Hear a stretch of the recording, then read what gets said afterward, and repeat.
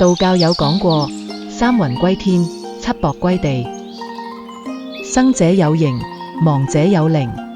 肉身雖然消失，但魂魄始終存在。咁你有冇諗過，亡者的靈魂究竟需要乜嘢，才能得以安息？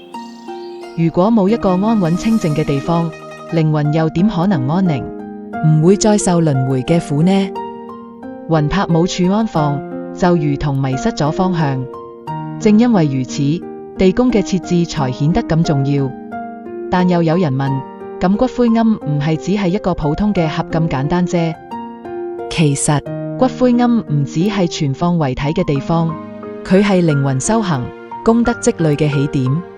每一個骨灰龕背後，其實都承載住對亡者嘅祝福，對家族未來嘅庇佑。道經有講，香火不絕，則陰陽相通；供奉常在，則功德日增。你有冇想過，香火供奉的意義係咩？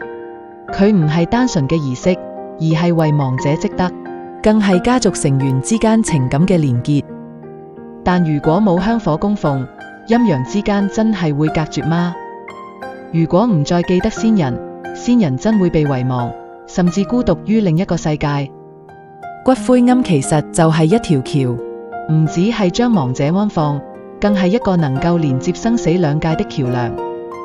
每一炷香，每一聲誦經，都係為亡者積累善因，為後代種下福報。但如果不祭不供，家族會唔會因為缺乏這份延續，將來受到影響？